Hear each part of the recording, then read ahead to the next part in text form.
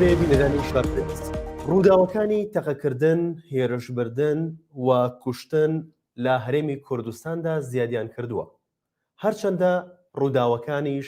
قورس بن کوشتنی لێ بکەوێتەوە گیانەدەزانی هاوڵاتیانی تێدا بێت، بەڵام یەک ڕۆژ بۆ دوو ڕۆژ ئەوپەڕی باز دەکرێت و دوای ئەوە بیرەچێتەوە. هەواڵی کوشتن و هێرشبردن تەقەکردن بۆتە هەواڵێکی ئاسایی ڕۆژانەمان. لە دوایین ڕووداویشدا لە قوتابخانەیەکی شاری سلێمانی بەهۆی گرفتی دوو خوێندکار ڕووداوێک ڕوویدا کە بەجلوبەرگی سەربازیەوە هێرش کرایە سەر باوکی خوێندکارێک. بۆ گفتوگۆکردن لەسەر ئەم تەوەرە لەگەڵ نەوزاد عومەر چاودێری سیاسی گفتوگۆ دەکەین بە کابشەوەیەکی ڕاستەوخۆ لە شاری هەولێرەوە لەگەڵمانە. کاک نەوزاد سڵاوت لەبێ ئەم کاتت باش. هێرشکردنە سەر باوک و خوێندکارێک لە ناوەندێکی پەروەردەییدا ئەوەندە کارێکی ئاسانە کە بە ڕۆژێک یان دوو ڕۆژ باسکردن بیر بچێتەوە و باز نەکرێت؟ بەڵێ بەنای خی گەورە میهرەبان، زۆر سپاس بۆ ئەم دەرفەتەی ئێوە. هەڵبەتە دیاردەی چەک هەڵگرتن بەکارهێنانی هێز بۆ یەکلایکردنەوەی کێشە کۆمەڵایەتیەکان و کێشە پەروەردەییەکان و ئەم کێشانەی ئەم ڕۆکە بەرۆکی وڵاتی ئێمەی گرتووە، ئەمە بەڕاستی مەترسیدارە لە وڵاتی ئێمە. ناکرێت بۆ شتێکی ئاوە سادە کە قانونمان هەیە، یاسامان هەیە، ناوەندی پەروەردەییمان هەیە، ناوەندی کۆمەڵایەتیمان هەیە، ئەم پێشێلکاریە زەقانە لە وڵاتی ئێمەدا بکرێتن. چونکە بەکارهێنانی چەک و ڕوبەڕووبوونەوەی نێوان کەسەکان بە چەکەوە، بە تایبەت لە ناو حەڕەمی زانکۆر یان لە ناو حەڕەمی قوتابخانە، ئەمە زەنگێکی مەترسیدارە لە وڵاتێکی ئێمە کە زۆر جار لایەنە سیاسەکان و دەسەڵاتی سیاسی لەم هەرێمە ئێمەدا باس لە دیموکراتی و باز لە سەربەخۆی یاسا و سەربەخۆی دادگاکان دەکاتن کە ئەمە سەربەخۆی یاسا و سەربەخۆی دادگا لێرانە لە وڵاتی ئێمەدا بەڕاستی ئەکەوێتە ژێر پرسیارەوە، چونکە ناکرێت بەم شێوەیە ڕوبەڕووبوونەوەی کەسەکان بە شێوەی چەکداری ئەمە خاڵێکی مەترسیدارە. ئێمە هەر کاتێک پەروەردە بکەوێتە ئەم ئاستا یا بێتە ئەم ئاستە و یەکلایکردنەوەی ململانەکان بە چەکێک لا بکرێتەوە، من بەڕاستی پێمان شتێک نامێنێ بە ناوی پەروەردە، شتێک نامێنێ بە ناوی معریفەی زانستی لە هەرێمی ئێمەدا بە تایبەتی لە ناوەندەکانی خوێندندا. بەڵێ ئەمە لە کاتێکە دامەزراوەکان نابێت کە چەک ببرێتە ژوورەوە، بەڵام لە ناوەندێکی پەروەردەییدا چەک براوەتە ژوورەوە و بەکارهێنراوە بەرامبەر باوکی خوێندکارێک و هەڕەشەی لێکراوە. بەڵام لایەنی پەروەردەیی لایەن وەزارەتەوە هیچ ڕوونکردنەوەی نەدراوە. ئەمە تا چەند ئاساییە؟ ئەمەش حاڵێکی ترە. کەوتنەژێر پرسیاری وەزارەتی پەروەردە یان بێدەنگبوونی وەزارەتی پەروەردە و لایەنی پەیوەندیدار لەم مەسەلە ترسناکە و لەم دیاردە ترسناکە، ئەمەش خۆی لە خۆیدا بێدەسەڵاتی وەزارەتی پەروەردە و بێدەسەڵاتی حکوومەتی لێ دەخوێندرێتەوە. چونکە لە کۆتاییدا سەیرەکەین کە ململانەی سیاسەکان بۆتە هۆی ئەوەی کە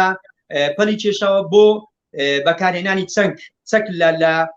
لە دەڤەرەکاندا، لە مەنتیقە و لە گەڕەکەکاندا. وای لێ هاتووە خەڵک لە ماڵی خۆی ئەمین نییە، خەڵک لە سەری خۆی ئەمین نییە، خەڵک لە منداڵی خۆی ئەمین نییە، لە ناوەندەکانی خوێندن، لە بازار، لە شوێنە گشتیەکان. چونکە بەڕاستی ڕوبەڕووبوونەوەی چەک ئەمە مەترسیدارە، زۆرش مەترسیدارە لە هەرێمی ئێمەدا. بۆیە وەزارەتی پەروەردە ئەبوو پێش هەموو کەسێک، پێش هەموو لایەنێک بێتە سەرخەت هەڵوەسەیەک لەسەر ئەم بابەتە بکاتن کە ناکرێت لە ناوەندەکانی خوێندن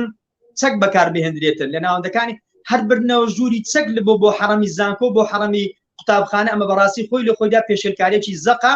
لە هەرێمی کوردستاندا. چزای ئەوەی کە بە چەک هێرش بکرێتە سەر قوتابی، باوکی قوتابی بریندار بکرێ، هەڕەشەی بکرێ، لێ بدرێتن، بترسێنرێتن و بریندار بکرێتن، کە بەڕاستی ئەمە دیاردەیەکە مەگەر لەو شوێنانەی کە یاسای تێدانە، کە قانونی تێدانە، کە قانونی غابە حکم دەکات لەو شوێنانە. لەو شوێنانە ئەگەر ئەم دیاردانە هەبێ، ئەگەنا بەداخەوە ناکرێت لە هەرێمی کوردستاندا کە ئێمە بەردەوام دەسەڵاتی سیاسی لایەنە سیاسیەکان ئەوانەی کە لایەنی دەسەڵاتن بەردەوام باسی سەرۆری یاسا دەکەن، بەڵام سەرۆری یاسا لەکوێ دەبینیوە؟ لە کاتێکدا کە ئێستا هێز نەک بەدەستی حزبە، ئێستا هێز بەدەستی تاکە کەسە، هێز بەدەستی عشیرەتە، هێز بەدەستی سەرکردەیەکە کە ئەگەر هەر کاتێک بێتن بۆ یەکلاکردنەوە تەسفێکردنی بەرامبەرەکەی ئامادەیە لە نیوە شەودا هێز بەکاربێنێت تەقە بکات لە شارێکە شاری ڕۆشنبیری پێدەگوترێتن خەڵک لە پرخەی خەودایە بەڵام شەڕەتەقە بە نیو سەعات و بە کاتژمێرێک بەردەوام دەبێت لەم شارە. بۆ نەتوانراوە تاکو ئێستا حاڵەتەکانی بڵین چاک هەڵگرتن و ڕووداوی تەقەکردن بنبڕ بکرێت؟ ئێمە لە هەرێمی کوردستاندا ئەم دەسەڵاتی کە هەرێم بەڕێوەباتن بەداخەوە جگەل لە دەرکردنی کۆمەڵێک بڕیار تەنها بە شێوەی ڕووکەشی بڵاو کراوەتەوە بە شێوەی ڕووکەشی لەسەر لاپەڕەکانی لەسەر ینی لاپەڕەکانی کتێبەکان و فەرەنگەکان دانراوە ئەگەنا لە بابی ئەمە لە بواری کرداردا ئەمان نەچۆتە باری جێبەجێکردنەوە نەتواندراوە دەسەڵاتێکی سیاسی یان حکوومەت کە ئەمڕۆ حکوومەت بەرپرسیارە لەمە کە ناکرێ بەڕاستی دەسەڵاتی سیاسیش ناکرێت بڕیار بەسەر حکوومەتەوە بدا بەڵام بەداخەوە لە وڵاتی ئێمەدا قرارەکان و بڕیارەکان پێشەوەی لە حکوومەت و دەربچێت لە حزب دەرەچێتن لە بارەگە حزبەکان دەرەچێتن بۆچی نەتواندراوە چەک بنە بڕ بکرێتن دیارەی چەکەڵگرتن بنە بڕ بکرێتن ئەمە خۆی لە خۆیدا دەسەڵاتی سیاسەکەی کە ئەمڕۆ حکوومەت و هەرێم بەڕێوە دەباتن و وڵات بەڕێوە دەباتن خۆیان هێزی چەکداریان هەیە خۆیان بڕیار لە چارەنووس ینی بڕیاری چارەنووس ساز لە تەسفێکردنی یەکتر و سرینەوە بەرامبەرەکەی بەهێزێک لای دەکاتەوە بۆیە نەتواندراوە بە هیچ شێوەیەک بڕیار لەوە بدرێتن کە بە شێوەیەکی جەریئانە بنەبڕکردنی چەک لە ماڵەکان و لە گەڕەکەکان و لە شوێنە گشتیەکان و یان لە دەستی خەڵک دەربهێنرێتن تاوەکو بڕیارێکی یەکلاکەرەوەش نەدرێتن تاوەکو حکوومەت بە جددی نێتە سەرخەت و چەک لە دەستی هاوڵاتی نێنێتە دەر بەڕاستی ئەم دیاردە ترسناکانە نەک ئەمڕۆ نەک جارێک و دووجار دەیان زار دووبارە دەبێتوە لە هەرێمی ئێمەدا. بەڵێ لەکوێ دنیادا هەیە کە بۆ یەکلاکردنەوەی کێشەی نێوان دوو کەس یان دوو خێزان یاخود دوو لایەن هێزی سەربازی بەکاربهێنرێت؟ وەڵا قوربان مەگەر لە شوێنێکدا کە حکوومەتی نەبێت یان ئینقلاب کرابێ لە وڵاتە ئینقلابێکی عەسکەری کرابێتن یەکلایکردنەوەی بڕیارەکان بە شێوەی ئەسکەرتارێت بڕیار لەسەر بدا تەسفیح حسابی لەسەر بە شێوەی چەک بێتن بە شێوەی هێز یەکلا بکرێتەوە شوێنێک وڵاتی قانونی تێدا نەبێ دیموکراتی تێدا نەبێ و بە هیچ شێوێک یەکێکی لە بنەمەکانی دیموکراتی لە وڵاتانە نەبێتن ئەگەر لە وڵاتانە هەبێتن ئەگەنا ناکرێ بەڕاستی هەرێمێک ئێمە 30 ساڵە باسی یاسا دەکەین باسی سەروەری یاسا دەکەین باسی قانون دەکەین باسی دادگار دەکەین باسی بڕیاری دادگار دەکەین باسی یەکلاکردنەوەی کەیسەکان لە ڕێگای دادگار دەکرێتن سەربەخۆی دادگا باز دەکرێتن بەڵام لە مەیدانی عەمەلدا هیچ شتێک لە ڕێی دادگا یەکلا نەکراوەتەوە. هەرێمی کوردستان لەشوێی ئەوەدایە کە باس کرد لەشوێی ئەو خاڵەندایە کە باس کرد؟ من پێم وایە هەرێمی کوردستان تا ئێستانێکە ئەمەی کە باسی قانون دەکرێت باسی یاسا دەکرێت باسی دەسەڵاتی دادوەری دەکرێتن ئەمانە بەڕاستی هەرێمی کوردستان زۆر لە دواوەیە یەکێکە لەم وڵاتانەی کە دادگا بە هیچ شێوەیەک تەنها بۆ ئەو کەسانەی کە بێدەسەڵاتن ئەو کەسانەی کەوا کەسێکیان لە پشت نییە دەسەڵاتیان نییە یان ئەو کەسانی کە لاوازن لەسەر شتێکی بەسیط دەگیرێن یاسەر بەسەر ئەوانەدا جێبەجێ دەکرێت ئەگەرنا لە بەرامبەردا ئەمانەی کە دەسەڵاتیان هەیە ئەمانەی کە پشتیانی ئەمانەی کە عەشیرەتیان هی لەگەرا ئەمانەی کە هێزی سیاسیان لەگەڵدایە ئەمانەی کە جەماعەت و گروپی هێزی چەکداریان لەگەردایە بەڕاستی بە هیچ شێوەیەکی یاسا ئەمانەی نەگرتوتەوە ئەمانە نەچوونە ژێرباری قانونیش قانون بۆ ئەوان لەسەری قانون خۆیان دەبینەوە بۆی نەتواندراوە دیاردەی چەکەڵگرتن و یان بەکارهێنانی چەک و هەڕەشەی چەککردن تەقەکردن یەکتر لە وڵاتی مەدا بە هیچ شێوەیەک نەتواندراوە بنەبڕ بکرێتن. دەتوانین هۆکاری سەرەکیەکێ بگەڕێنێنەوە حکوومەتی هەرێمی کوردستان؟ من پێم وایە دوو شت هەیە لێرە سەبەبە یەک بە دەرەجەی بەڕاستی حکوومەتی هەرێم تێدا هۆکارە چونکە ناکرێت حکوومەتی هەرێم کە خۆی بە حکوومەت و بە باوکی میلەت دەزانێت و بەرپرسیاریشە لە پاراستنی ئەمنیەتی خەڵکی هەرێمی کوردستان بەرپرسیارە لە سەر و ماڵی هاوڵاتیان و بەرپرسیارە لە نەڕەشتنی خوێنی کەسێک بە ناحەق لە وڵاتدا لە هەرێمی کوردستاندا من پێم وایە بەڕاستی هەموو ئەمانە بۆ حکوومەت دەگەڕێتەوە حکوومەتی بەرپرسیارە. دووش کاتێک کە خەڵکێک هاوڵاتیەک لە ڕووی سەقافەت و ڕۆشنبیری ئەوەندا لاواز بێتن بۆ یەکلاکردنەوەی تەسفیح حسابی بەرامبەرەکەی هێز بەکاربێنی یان چەک بەکاربێنیتن ئەمەش خۆی لە خۆیدا بەڕاستی بانای ئەو دەگەێنێتن کە سەقافەت و ڕۆشنبیری تاشی هاوڵاتی کوردی هێشتانێکە نەگەیشتۆتە ئاسێکی وا کە پێی بکرێت گوترێ وڵاتێکی دیموکراتی وڵاتێکی فرەڕەنجی فرەدەنجی لە وڵاتەدا کە ئێمە بەردەوام باسی لەوە دەکەین بەڵام لە مەیدانی عەمەلدا نەمان بینیوە. بەڵێ لە ڕووی پەروەردەییەوە بەتایبەت کێشەی ئەم خوێندنگەیە باس بکەین کە لە نێوان دوو فێرخوازە ئەو کێشەیە ڕوویداوە لە ڕووی پەروەردەیەوە چی کاریگەریەکی دەبێت لەسەر فێرخوازەکانی دیکە لەسەر تەواوی خوێندکارانی هەرێمی کوردستان؟ من پێم وایە تەسیر و کاریگەریەکی یەکجار زۆری دەبێتن، چونکە لە شوێنێکدا کە چەک حکمی کرد خوێندن لەم شوێنە دەکەوێتە ژێر بەرپرسیارەوە. خوێندن نامێنێ لێرەدا، لەبەرەوەی خوێندن لە شوێنێک لە کەش و هەوایەکی ئارامدا لە حەڕەمێکی ئارام و ئەمیندا دەکرێتن کە چەکی لێ بەکارنەهێنرێتن، تیرۆری لێ بەکارنەهێنرێتن، تۆقانی لێ بەکارنەهێنرێتن. بەڵام ئەگەر هاتوو چەک بەکار بێت، تیرۆر یعنی خەڵک هەڕەشە بکات لەم شوێنە یانەوە تێتەقە بکات لەم شوێنە، بەڕاستی من پێم وایە پەروەردە و فێرکردن لەم شوێنەدا تەوا سفر دەبێتەوە، شتێک نامێنێ بە ناوی پەروەردە و فێرکردن.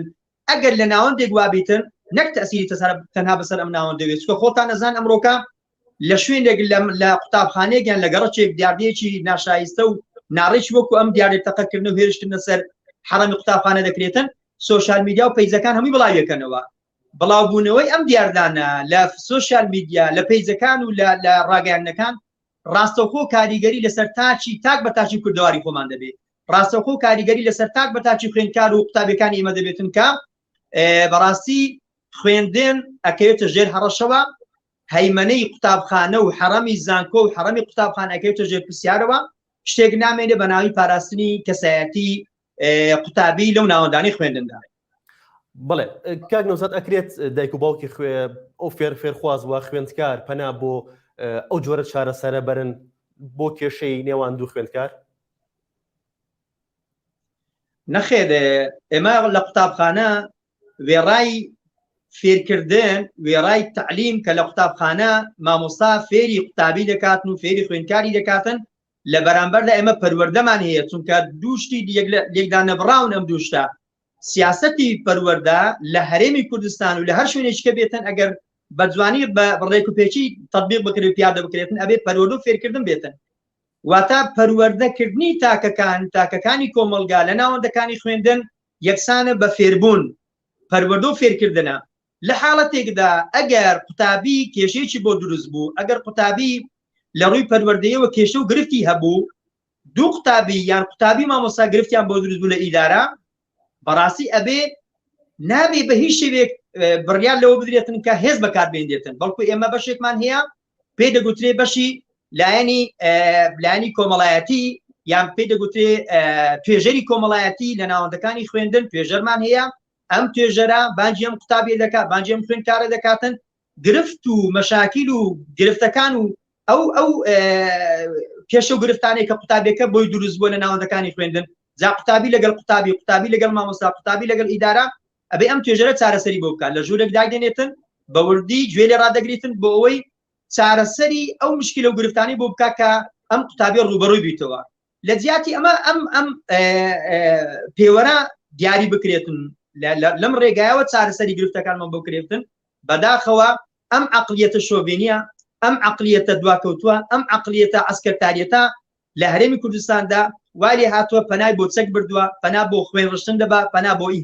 ئیهانەکردنی خەڵک دەبا، پەنا بۆ هجوومکردن و هێرشکردنە سەر حەڕەمی زانکۆ و ناوەندەکانی خوێندن دەباتن، کەمە بەڕاستی خاڵێکی یەکجار مەترسیدارە. ناوەندەکانی خوێندن سفر دەکرێن و لەم کاتەدا و حاڵەتەدا. بەڵێ کاک نەوزاد، هۆکاری زۆربوونی ئەو ڕووداوانە لەم کاتەیە بۆچی ئەگەڕێتەوە؟ ماوەیەکە بڵێن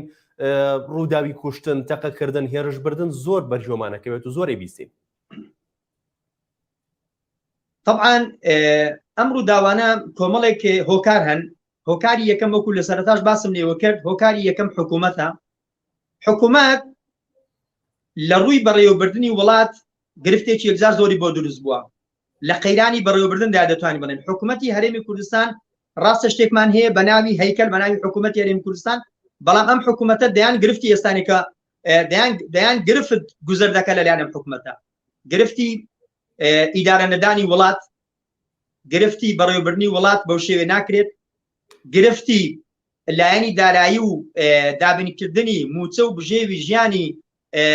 بڵێن فەرمانبەران لە هەرێمی کوردستاندا، و لە هەمان کاردا لایەنی خزمەتگوزاری بۆ شار و شارۆچکەکان و بۆ دێهاتەکان. ئەمە وای کردووە حکوومەت کەم تەرخەم بێ لەم حاڵەتدا، کە حکوومەت کەم تەرخەم بوو، خەڵک بژێوی ژیانی بکەوتە ژێر مەترسیەوە، خەڵک هەڕەشەی نەبوونی لەسەر بێ، خەڵک هەڕەشەی ژیانی لەسەر بێ، خەڵک گرفتی دەیان گرفتی ڕوبەڕوو بیتەوە ئەمڕۆ تەماشاکەینێ بەڕێزم لە هەرێمی کوردستاندا خەڵک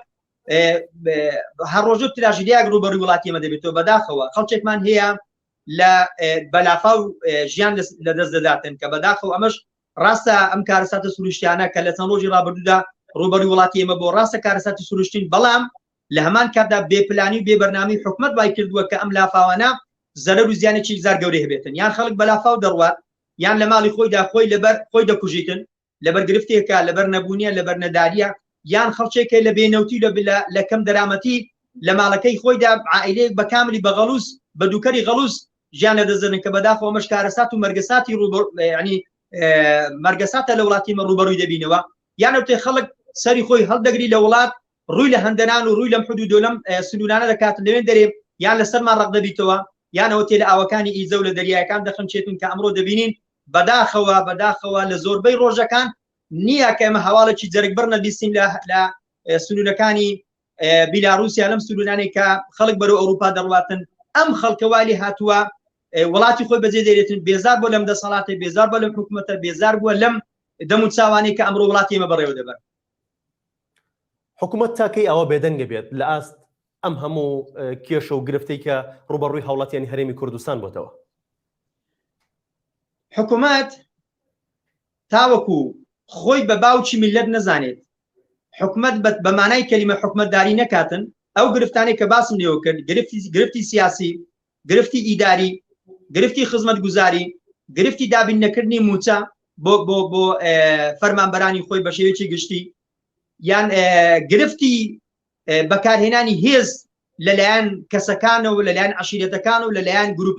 گروپە چەکدارەکانەوە تاوەکو ئەمانە بە یەکجارینێتن بنەبڕیان نەکاتن و چارەسەریان بۆ نەدۆزێتەوە بەڕاستی ئەم حکوومەتەکە تێژێر پرسیارەوە ڕاستە وەکو باسم کرد شتێکمان هەیە بەناوی حکوومەت بەڵام لە بنەڕەتدا ئەمە پێی ناگوتری حکوومەتداری چونکە حکوومەتداری بەم شێوەیە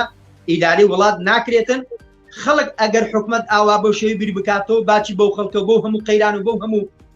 گرفتانی ئەمڕۆ لە هەرێمی کوردستاندا هەیە باچی بەمە نەبێتن من پێم وایە بەڕاستی گرفتەکان یەکجار قوڵ دەبنەوە بینینەکان زیاتر قوڵ دەبنەوە چارەسەرکردنی بینینەکان زۆر سەخت و زۆر زەحمەت دەبێتن لە داهاتوودا بەڵێ سپاس بۆ بەڕێز نەوزاد عومەر چاودێری سیاسی بە شێوەیەکی ڕاستەخۆ لە شاری هەولێرەوە لەگەڵمان سپاس بۆ ئێوەش کە تا ئێستا بینەرمان بوون.